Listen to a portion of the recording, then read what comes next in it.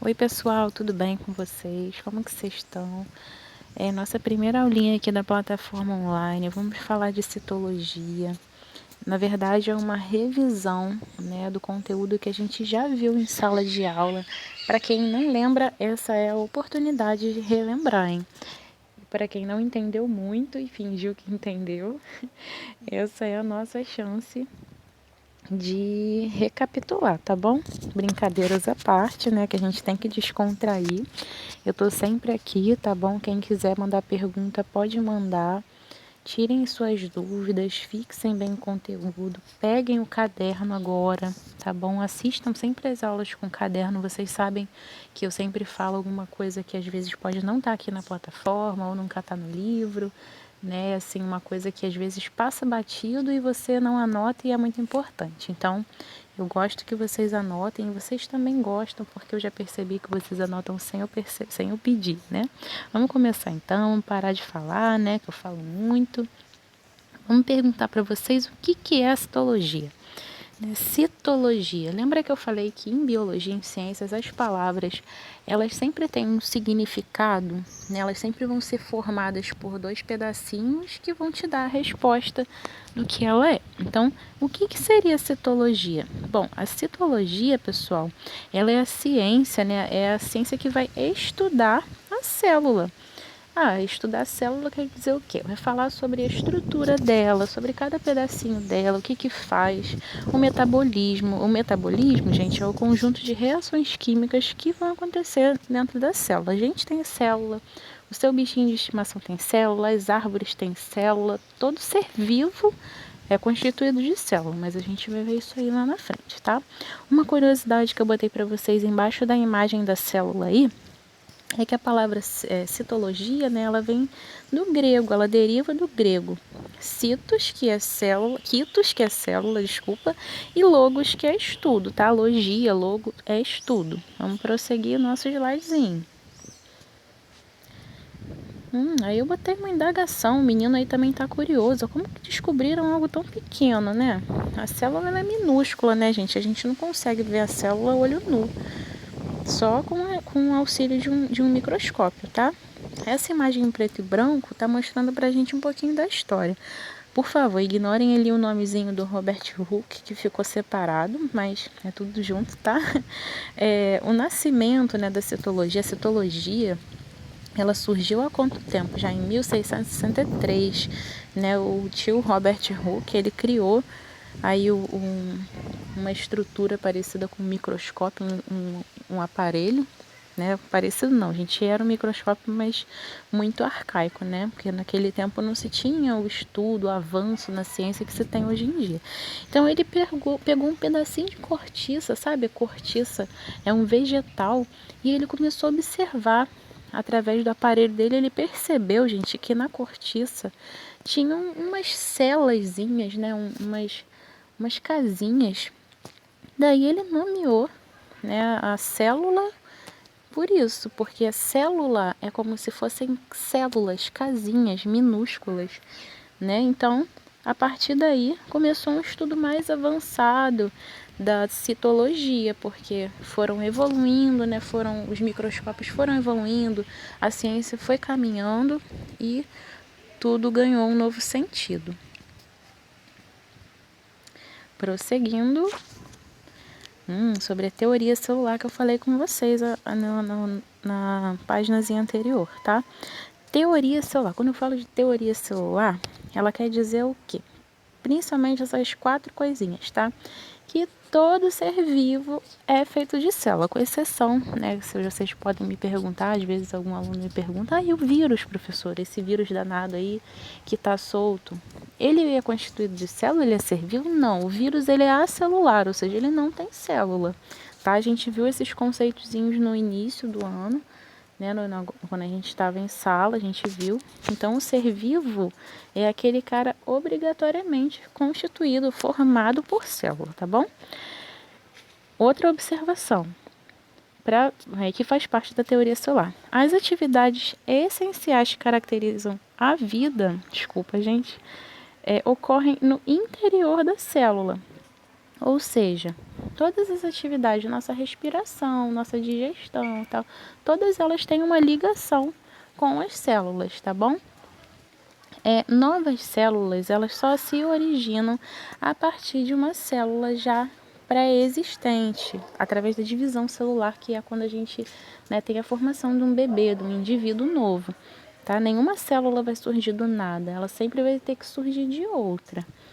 E a última observação é que a célula é a menor unidade da nossa vida, tá? Prosseguindo nosso slide. Bom, aí eu tenho as diferenças, né, entre a célula procarionte e eucarionte. Eu botei até uma imagem comparativa para vocês aqui no cantinho, tá? A célula procarionte é a que vai ter ausência de carioteca. Carioteca, gente, é uma membrana fininha que fica em volta do núcleo, que vai segurar todo o material genético lá dentro. Então, a célula procarionte, ela não tem essa película, ela não tem essa carioteca. A célula eucarionte, ela tem, tá bom? Então, o núcleo tá todinho ali no lugar, tudo bonitinho. Olha a imagem. Sobre as partes da célula, todo mundo sabe, né? Vocês sabem, desde quinto, quarto ano, que a gente tem 3 partes básicas, a membrana, o citoplasma e o núcleo. Só que agora a gente vai ver outras partes diferentes e vai estudar um pouco mais aprofundado essas 3. Tá? A membrana é a parte que envolve a célula, tá bom? Ela é fininha, mas ela também é porosa, ou seja, ela tem uns furinhos, tá? Entre a sua constituição, que vai permitir uma coisa muito importante, que é a palavra que está escrita lá embaixo do quadrinho amarelo, a permeabilidade seletiva, tá? A permeabilidade seletiva é a capacidade que a membrana tem de permitir que entre ou saiam substâncias da célula, tá bom? E é seletiva por quê? Porque ela quem decide quem entra e quem sai, tá ok? Olha aí a animação. Agora vamos para o próximo. Ainda sobre ela, porque ela é muito importante, tá? Outra coisa muito importante sobre ela é falar que ela é formada de lipídios e proteínas, tá? Por isso que a gente fala que a membrana, ela é lipoproteica. Lipo vem de lipídio e proteico vem de proteína, tá bom? Eu pedi para você observar a imagem e ficar atento à explicação sobre o mosaico fluido.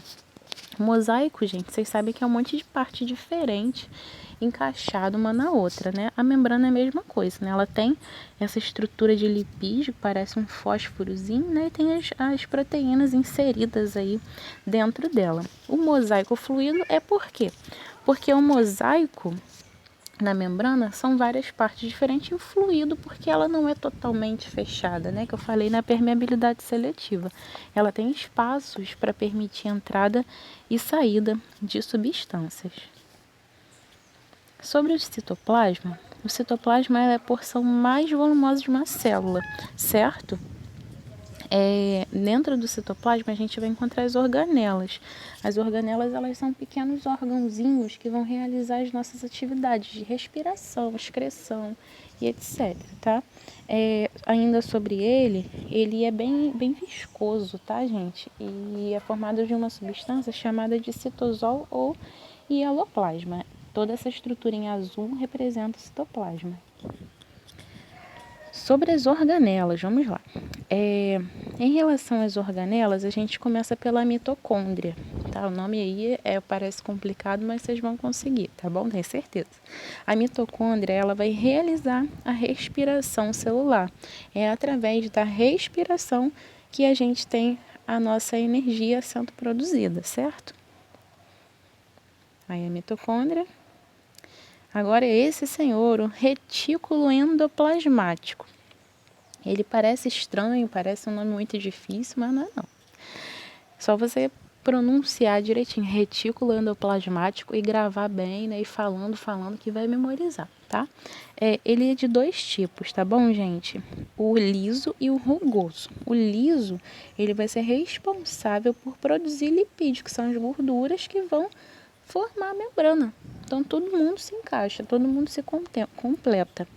E o retículo rugoso, ele vai produzir proteína. Olha que incrível. O que a membrana é formada? Lipídio e proteína. Quem é que forma as substâncias que vão produzir, que vão formar, desculpa, a membrana.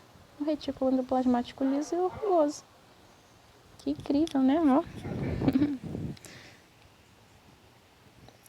Vamos para as próximas. O complexo golgiense. Então, o complexo golgiense, ele vai ter função de armazenamento, tá? Ele vai armazenar e exportar proteína, ok? E o lisossomo. Tá? O lisossomo, ele vai fazer a digestão da célula, ok? Tô fazendo um resuminho para vocês, tá bom? Vai anotando. Os ribossomos, que tem como função ajudar na síntese de proteína.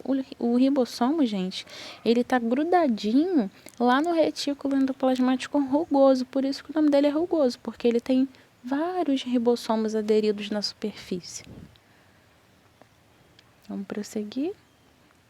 E finalizamos, gente. O nosso estudo está concluído, o nosso capítulo concluído. Eu conto com a dedicação de vocês para realizar as atividades, assistir os vídeos, fazer as coisas que eu vou propor na plataforma, tá? Eu vou tentar sempre deixar de forma mais lúdica possível, porque eu sei que à distância às vezes pode surgir uma dúvida ou outra, mas eu sempre vou estar aqui. Podem mandar perguntas, tá bom?